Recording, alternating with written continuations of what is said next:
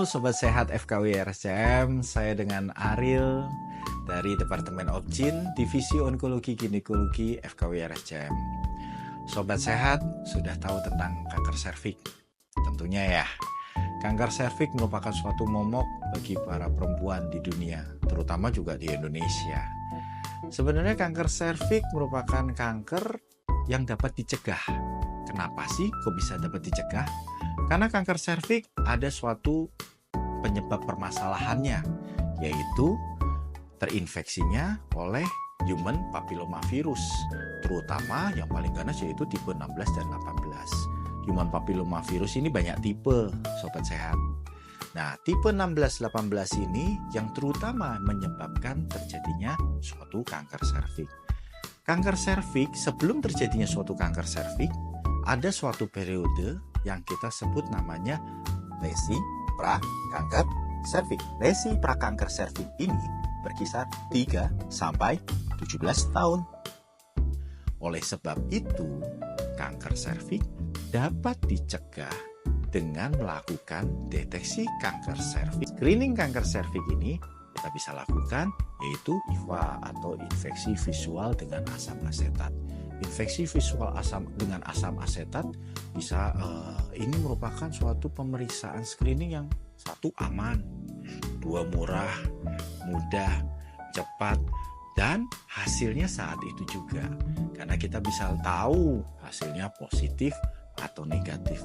Dan screening dengan namanya infeksi visual dengan asam asetat atau yang disebut dengan IVA bisa dilakukan yaitu di dalam suatu puskesmas atau klinik-klinik, di daerah-daerah juga bisa, karena bisa dilakukan oleh tenaga yaitu seperti bidan, dokter yang ada di tempat tersebut yang sudah ikut melakukan pelatihan terhadap IVA. Yang kedua, kita Sobat Sehat pasti sudah tahu, kenal namanya yaitu dengan pap smear, yaitu kita sebut namanya sitologi, yaitu pap smear. Pap smear dengan caranya adalah melakukan usapan dengan menggunakan beras atau alat untuk di leher rahimnya untuk mengambil bagian epitel dari mukosa leher rahim tersebut. Setelah itu hasilnya akan dikirim ke dalam laboratorium dan kita bisa mengetahui adanya perubahan dari mukosa sel leher rahim tersebut. Yang ketiga, kita kenal dengan namanya pemeriksaan yaitu HPV DNA. Kenapa sih dilakukan pemeriksaan HPV DNA?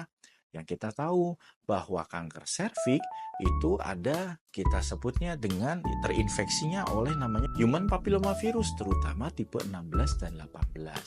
Dari pemeriksaan HPV DNA, kita bisa tahu apakah positif terhadap atau human papillomavirus terhadap tipe 16 dan 18. Dan yang keempat, kita sebutnya co-testing, yaitu pemeriksaan dengan sitologi pap smear yang tadi dan ditambah dengan pemeriksaan HPV DNA.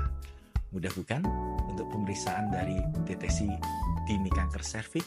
Oleh sebab itu, kanker serviks dapat dilakukan pencegahan.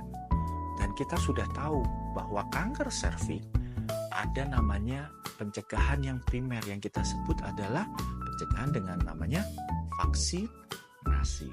Dan kita tahu bahwa vaksin sekarang sudah mulai digalakkan, dicanangkan pada anak-anak berusia 12 tahun. Semua wajib vaksin di Indonesia. Dan untuk para wanita yang belum dilakukan vaksin, saatnya screening dulu.